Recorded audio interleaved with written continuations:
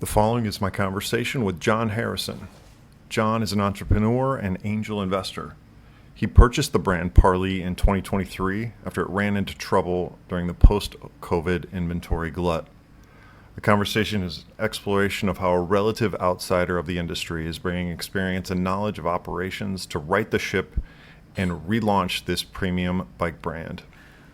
This is the Business of Cycling podcast. So John Harrison, thank you for coming and speaking with me today. Where does this podcast find you?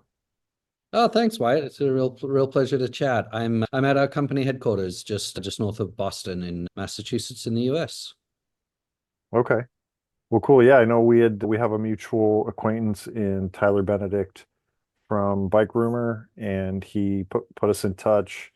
And I kind of looked into the story about the work that you're doing over at Parlee, and we had a little chat, and I thought it'd be fun to kind of talk, hear a little bit more about you and about the project. So I don't know, maybe just to get started, do you think you can tell us a little bit about who you are, maybe some of your background before we dive into the specifics of what you're doing over at Parlee? Yeah, sure. No sweat. I've got an odd accent. It's a history of having been born in South Africa, lived in Europe for 15 years, and have lived here in the US now for about the last 15. Business career has largely been in the tech sector, in the software space particularly. I was lucky enough to get involved with a business that took an executive position in very, very young, way too young to know what I was doing, and have been fortunate to have a number of roles through the technology focus of the business into running international teams and doing some more entrepreneurial stuff in large companies. Most recently, I was involved with a company that focused on document automation in healthcare, was based out of Seattle. I joined that business when it was very small, 15, 20 people and sort of break even revenue. And we had a real amazing run at that organization. And I left that business just about 2 years ago. Sold out my equity and left the business. It still continues to run and do amazingly well. I needed a fresh start. I didn't really know exactly what I wanted to do, but I knew that I'd been in software for 30 years, and it was time to look at the world a little differently and try to learn something new, push myself. And it was almost by accident that I ended up with this opportunity at Parlee. I've been a fan of the brand for ages. I've owned one of their bikes for many years. You know, I people tend to laugh because I think I've probably sold more Parleys over the years than most shops, because I can't wait to tell anybody on a ride how much I've loved my bike. But it wasn't until about a year ago, just over a year ago, that I learned that Parley had some challenges over COVID and had entered Chapter 11 bankruptcy protection and was kind of looking for their next path. Well, And maybe it was just, before we get into the Parley story, I'd like to really dive into more. It sounds like reading between the lines, and it sounds like you had a really successful career in the tech sector, which I guess if you've been in the tech sector for the last 30 years, it's been a a growth sector. And it sounds like you were able to were you always interested in tech as a student, as a young man? Why tech? I grew up a bit of a geek, a proud nerd, and so I was always more interested in coding on a computer or dorking around indoors than playing sports like many of my friends. But I learned a lot through that, and I don't think I'd ever really considered a career in what back in those days was IT generally and computers. But it was just a fortunate set of events that I ended up, first job out of high school. I never went to college, never went to university. First job out of high school, I ended up working at a small retail store, selling computers, and things moved very, very quickly from there. I ended up running the little networking division for this little company by the time I was about 19 or 20, and ended up moving on. And I was a partner in a tech business. Actually, also, yeah, right around the age of 20, I made that change and sold my first business at 23. Wow. Wow. And Um, that was a so I guess I always love to dive into these aspects. Like what being an entrepreneur, was that something that came natural to you? Because some like for some people that journey is incredibly difficult and painful, and oftentimes there's a lot of failure involved. But for you to have sold a business at 23, and it sounds like that wasn't the first business that you sold, throughout your career, or the last business that you sold throughout your career. Can you just tell people about maybe that journey? Because that's, I think that's interesting for people too to hear about. Yeah, I've been thinking about this a lot over the last year just because of this knee here at Parlee. But, I think back in those days, I always had a lot of entrepreneurial spirit, but perhaps lacked the guts to just go and do it on my own, go and start a business on my own. The company that we ended up selling had actually been started by a friend of mine. And, he had, you know, opened the door and, spent his life savings getting the thing going and had been running it for a few years. And the business began to run into some trouble and was really struggling to figure out a big technology shift that was happening at the time.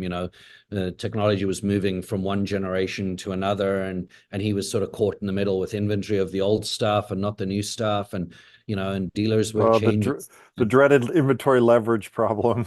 Yeah, I think a I lot of think it bike brands know sounds about that these days. sounds a little familiar. Yeah. But anyway, he called me up and he's like, come give me a hand. And so I dove in, and I think I found my happy place there in problem solving, and really diving into, okay, how do we fix the inventory stuff? How do we put something together here that's attractive for the dealer channel that we were working with? How do we appease our international suppliers? We were an import and distribution business for tech. And so I think I did a pretty good job understanding how to condense a very large and complex set of interrelated problems into some actionable solutions, some actionable things we could do as a business. And So that sounds like operational optimizing the operations, little strategy in there as well. yeah, it was a lot of operations. It was a little strategy. It was a lot of sales and marketing. It was a lot of relationship stuff. Sounds entrepreneurial. It sounds like wherever, I mean, that's what I've noticed. Like when it comes to entrepreneurship, you just have to roll your sleeves up and say, okay, what does the business need now to make it to tomorrow? Where when I've had experience with employees, there's sort of this, mindset of this is my responsibility, this is my garden, and I take care of this. And there's absolutely nothing wrong with that. But that is the mentality mindset of an employee, where as an entrepreneur, you're thinking at a much different level.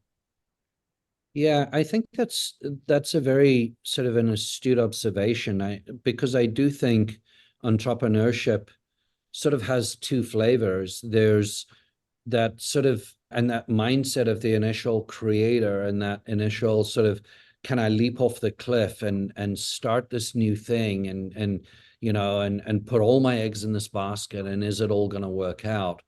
And then I think there's another part of entrepreneurialism, which is putting all these complex pieces together and figuring out, okay, once you start the ball rolling, how do you scale it? How do you make sure it continues to work well?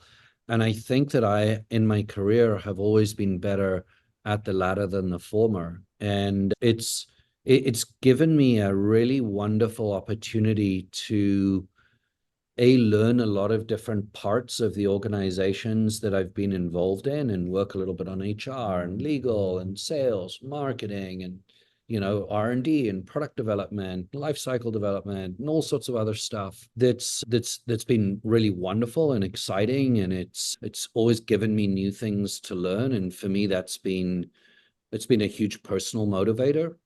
I also, I've always been really heavily motivated by the impact that organizations can have on the people that surround it. And I mean that in terms of the employees in the business and the people that are, immediately ancillary to the business. I've always believed that a company's responsibility is to take care of the entire families of the employees, because if somebody goes home from their job in a better mood, they can be a better father or a better mother, and a better spouse. And that I believe that this role of organizations in community are astounding and broad, and our ability as we build good businesses to make this sort of lasting impact to the world that we operate in is really, really cool. And so that gives me a lot of motivation as well, and has been another reason that I've enjoyed being involved in all the different parts of the organization and making sure that the whole system is working correctly. So I have to ask, is there a point where you stop, where you worry less about the money and more about, like you had mentioned, because there's a moment where you do kind of know that the business is going to be able to sustain itself because it looks like, you've got a product market fit, and operationally you're optimized. But you said something about, wanting to have an impact on the people's lives that work in the company. And so that's the way that I see it's a more higher level optimization. Is that something that you've come to learn and to do later on, or was that something you've always kept in mind when running a business? I think it was there right from the very beginning. I think back to, making big decisions as a 19-year-old, which today seems completely insane, but I think it was always there as sort of this guiding light of doing the right thing by people, doing the right thing, especially when it's hardest to do that thing, and to believe that if you continue to do those, continue to operate in that way, that you can make the most positive impact to the people around you, and that the result of that will be a business that runs well. And it's obviously a ridiculously simplistic view of the Sure, world. but it's cultural. It's what you're It talking about is the culture. it is, yeah. And of course there are days you lie awake, and in many businesses in my past, begin to sweat as you figure out how you're going to make payroll. But I think if you focus on the bigger system and the bigger impact of the organization, a lot of those things seem to work themselves out. I have a ton more questions, but we do have to dive into the discussion at hand today. So yeah, I guess this gives us a window into what you do and where you're from. So I guess, do we want to jump into Parlee and kind of when you first heard about Parlee and when you first started thinking about potentially investing in a business, in the cycling business? Sure. So I'll I'll tell you a little story. I was out on a bike ride, it's late spring last year, and riding with a good mate of mine, and his sister had joined us, and we were training for an event here in the Massachusetts area called the Pan Mass Challenge. It raises a ton of money for cancer. It's a really wonderful organization. We were Like a training. like a Grum Fondo or something like that? Yeah, it's 200 miles over 2 days. Raise some money. The Okay. organization does an amazing job. This year they'll raise 75 million in one weekend, and every dollar raised goes directly to cancer research with Dana-Farber. It's one of the biggest cancer research fundraisers in the world, and it happens right here in Boston every year. It's been running for about 40 years, I think, and they just celebrated surpassing $1 billion of total funds raised. Um, anyway, very, very cool organization. I've ridden with them for a good number of years. Was out on a training ride, riding my Parlee, and chatting with the sister of this friend of mine while we were riding, and kind of getting to know each other a little bit more. And I was talking to her about sort of wanting to look for my next sort of entrepreneurial opportunity, and telling her I was, really excited to, that I felt I was really good at, sort of building businesses that needed help, and kind of putting them back together again, putting them on their feet and getting them going. And so that part of the conversation passed, and later on I was blabbering on about how much I loved my Parlee again, and she turned around and made the comment, that Parlee's had some real financial difficulty. I heard they were in chapter 11 and looking for some investment, and why don't you call them? And honestly, my immediate reaction was to shrug it off. And You know, almost as fast as I shrugged it off, I couldn't let it go. It went in my head, and we finished the ride, and I woke up later that night, honestly, early hours of the morning, and went downstairs and hopped on the computer to try and find out what the situation was at Parlee. Even though they're just a couple towns away from, the office is just a couple towns away from where I live. I hadn't really paid much attention to what the condition of the organization was. I just had no connection, but started to dig into it a little bit more and think about it, and started to realize, hold on a second, what I'm reading here and what I'm finding out here smacks of something that is kind of this perfect overlap of a part of my life that I'm really passionate about in cycling, and being able to apply some business skills I've had. Anyway,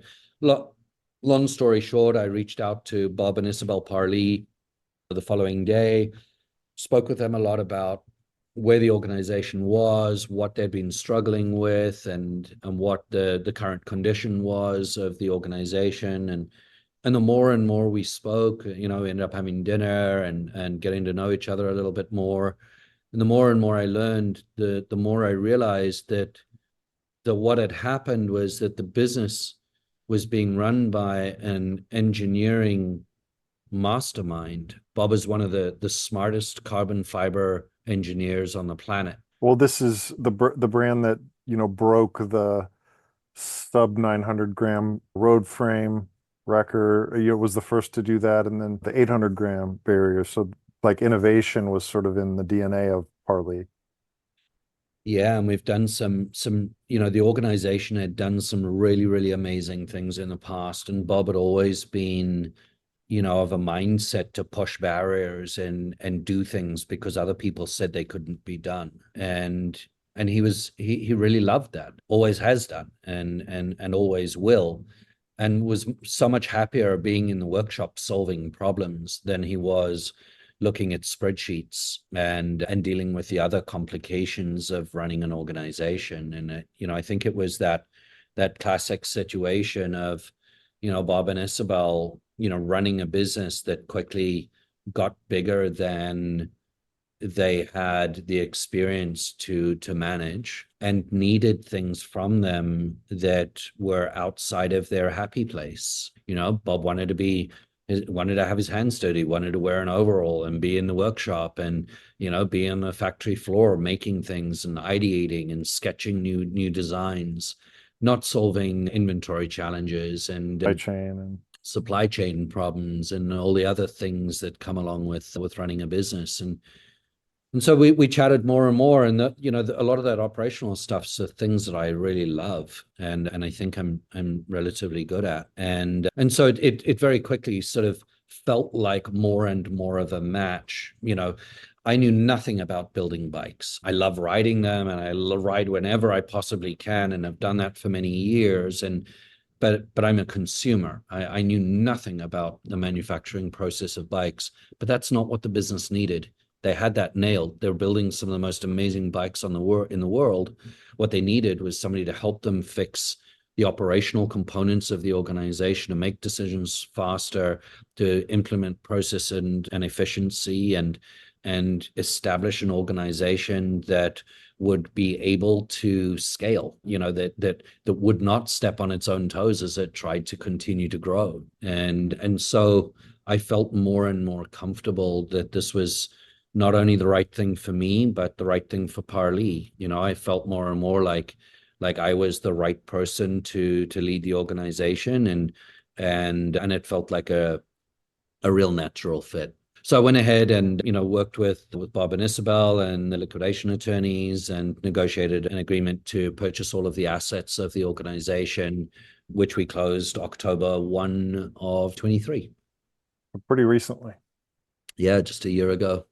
And so when maybe to kind of step back, so when you came in, without getting into any specifics, were we talking about a company that maybe was over its skis in terms of inventories, or things had snapped back after COVID, and as the demand sort of dried up because of the overstocks, the family wasn't able to continue to operate and continue to meet their obligations. Is that a fair statement?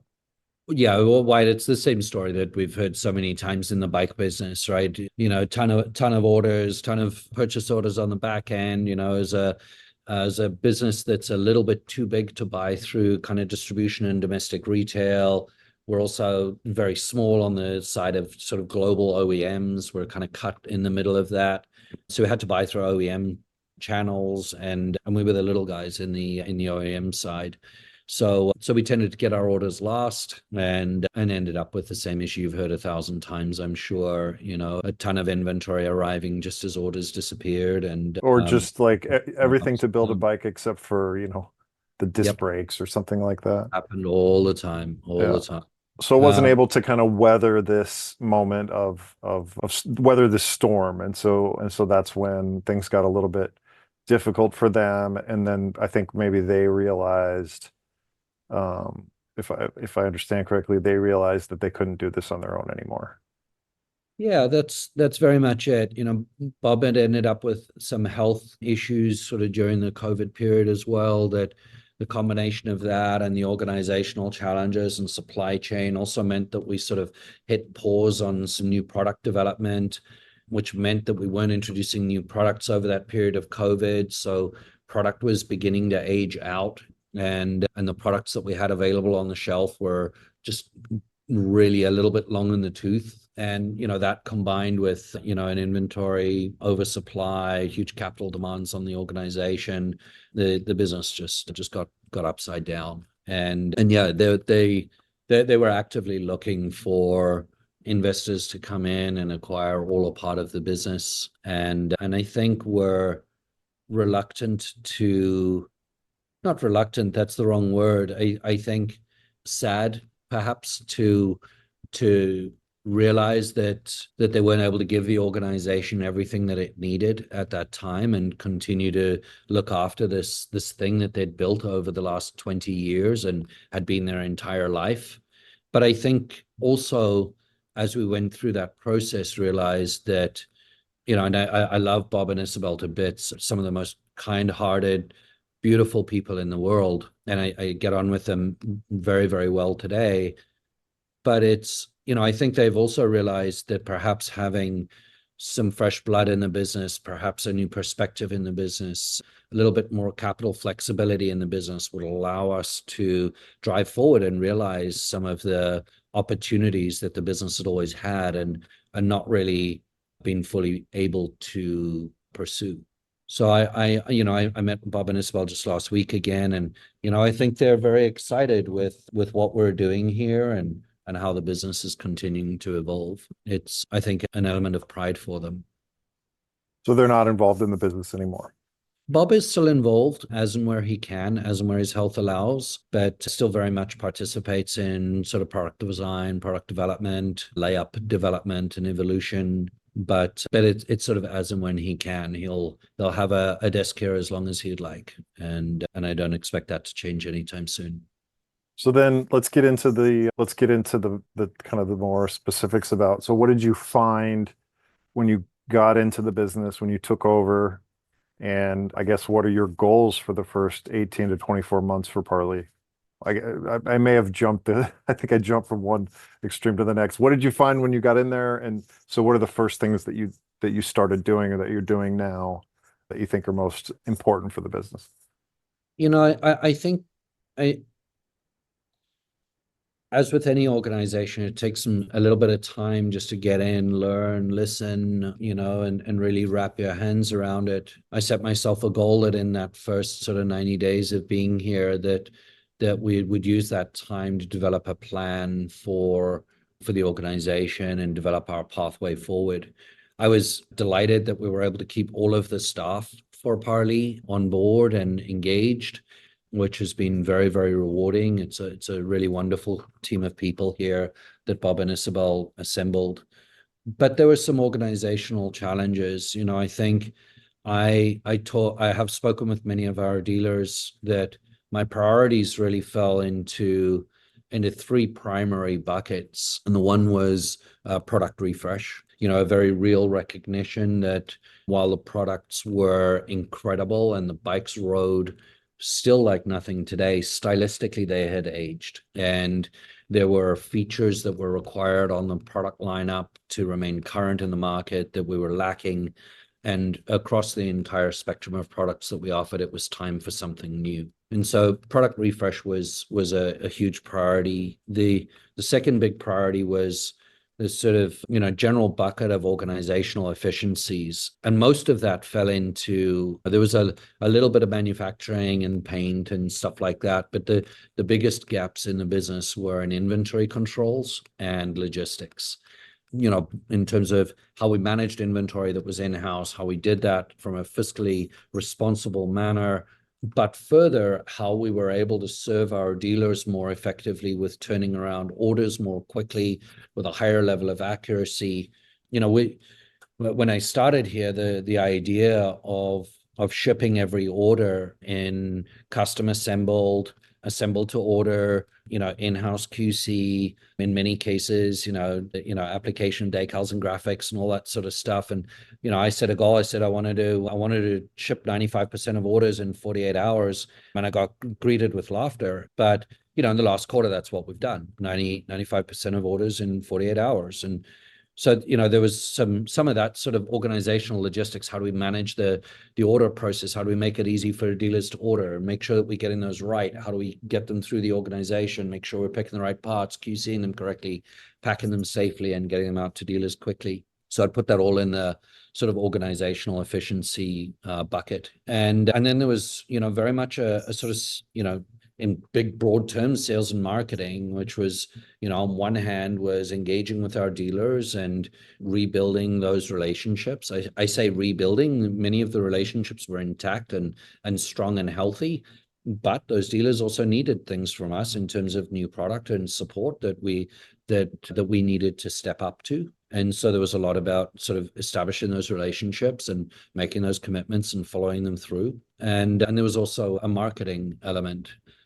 Parlee has never really focused on marketing the brand. Almost all of our sales have come from word of mouth and people who love our product and tell others, and that's how the business has grown. But I've made it clear that we'll continue to change that, and we're not going to turn into a marketing organization. But I think it is fair that we do a better job of telling people in this world about the amazing work that we're doing. So maybe that was a bit of a long answer to your question, but I think I identified real areas for improvement in those three buckets: product development and product refresh, organizational efficiency around inventory management and logistics, and the third being, sales and marketing, both in terms of outbound messaging and dealer relationship reinforcement. And that's really what we've been focused on for the last 12 months. Right. And those are sort of the fundamentals of an organization. It sounds like when you coming in the product from the product side, you did do some, because you said that there was, a lot of product focus in the past, but that you wanted to just kind of perhaps modernize, make a little bit of investments in where maybe they were a little bit behind in terms of features, in terms of like product having all of the characteristics that people expect from a modern bike. So it sounds like from that regard, like you have a name, like you have a well-known and historic kind of name that you can build upon. And was that part of the reason? Like, I guess, why did you make the decision to buy this company? Like, what did you see where you said, yes, I want to do this? There were three things. The brand value was immensely high. I did a lot of research, spoke to a lot of people, and I couldn't find a single person to say a single bad thing about the business, about the brand, about how they'd been treated, and what the brand meant for them. That's extremely rare and something that I felt was really special. The second was the passion that I saw here amongst the employees, for sure, but also in talking with dealers, talking with customers. People were not ambivalent about the product at all. Everybody spoke about the work that they were doing, or the product that they were making, or the product that they were selling, their interaction with Parlee with this real like passion and vigor. And I felt that, being able to engage people and the community with that level of passion and a brand that was still so strong was exciting. I was also inspired by the product, certainly, like I've said before, we'd had coming up to COVID, we'd had product in market for sort of 3 or 4 years for the most part. And at the beginning of COVID, so all those things were sort of coming up real ready for refresh. But because of COVID and the supply chain and the delays and the other organizational challenges, those things didn't get touched for what really amounted to effectively was nearly a 3-year period of time. So what had started as a 3 or 4-year-old product suddenly became a 6 or 7-year-old product, and certainly needed some love.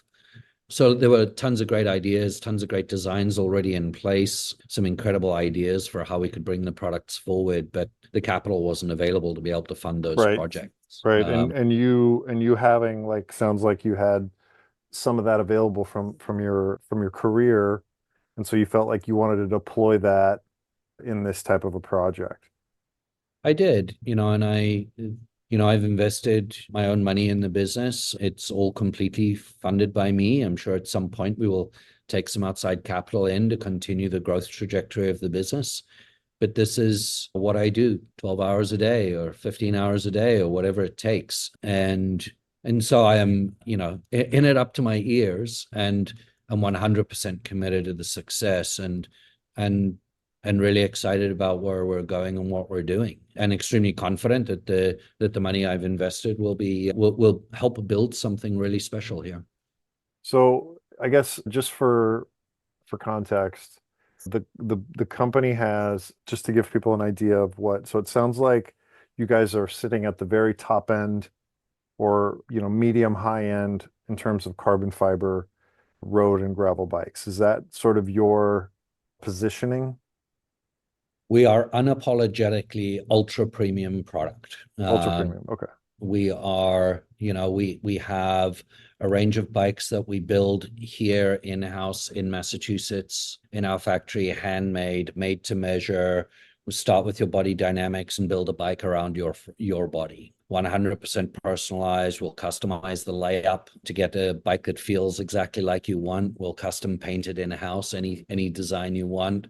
And we sell that product through a global network of fitters. We started building, ready to ride or stock bikes about 12 years ago or so. Those previously had been manufactured in Asia. One of the changes I made was to bring that manufacturing into Europe for our outsourced frame manufacturing. So we have, our handmade, made to measure stuff here in Massachusetts, and stock frames and stock models available that we design and develop here in the US, and on all the work for layup and feel and everything else for the bikes, and have manufactured in a partner factory in Portugal. And so you're positioning this as, for your dealer partners, extremely premium product with, obviously, then, like you mentioned before, the service has to be impeccable for the type of product that you're positioned as. Absolutely. So those things need to be done well. And then you're going to obviously service your dealers in a really precise and effective way. So probably success, I guess, if I had to, from what I'm hearing, is you're going to continue to build that network, find trusted dealers that can believe in your product, believe in your brand, leave them a lot of margin on the table, I imagine, as this is it's a premium product, and have something to sell to that really high-end customer. Yeah, that's very much the case. Our complete bikes start at around 7 grand. Most of our bikes sell at sort of 10 to 12, and our full custom stuff is sort of 20 to 25 grand. It's not a product that everybody could afford, but I think that it's a product and a product category that many passionate cyclists aspire to, and our role is to live up to that in terms of support and dealer development, and that dealer experience that somebody gets, a real high touch engagement. There are many of our customers that work with our dealers around the world that speak directly to people here in house and communicate directly with the painter that's working on their bike, and it's very much a sort of a personal experience. And there is zero opportunity for failed expectations or failure to meet Sure. expectations. Yeah, Um, absolutely. I- It kind of reminds me of Colnago, what Colnago does, like that very, very top tier of mhm. premium bike. And that's where, you do have to be operationally excellent. You do have to be perfect in a lot of different ways. But it sounds like you guys have a very narrow focus, which I think is beneficial in a lot of ways because I've seen brands that have a lot of different focus, a lot of different areas where they're trying to be 10 different things. And it sounds like you guys are just trying to be, this even just gravel road, all road. You know, for me personally, I imagine that that's a much narrower target to hit, where in Mhm. some companies they've got so many product lines and so many products.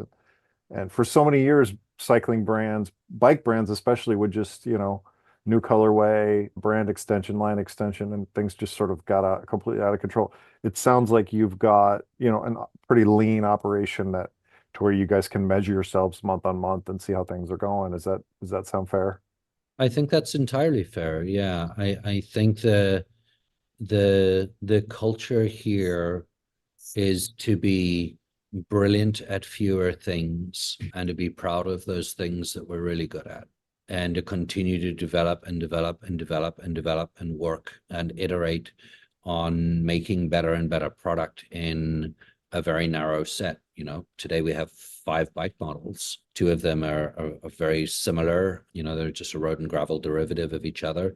This is effectively 4 bikes that we're managing through the organization today. And we will probably never expand dramatically beyond that. The culture here is very much, hone, develop, build something that you can be really, really proud of and touch personally, and have a real personal connection with a customer over. Whether we meet that customer or not, it doesn't matter. I think, many of our customers know many of the folks who work here in our factory, and we welcome people coming to meet, coming to visit, and coming and meet the team.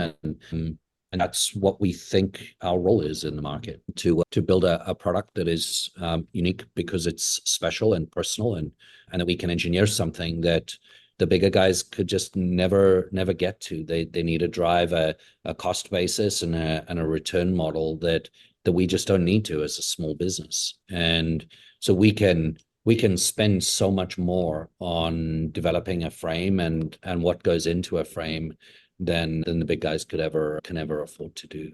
And we like that. We're really proud of it.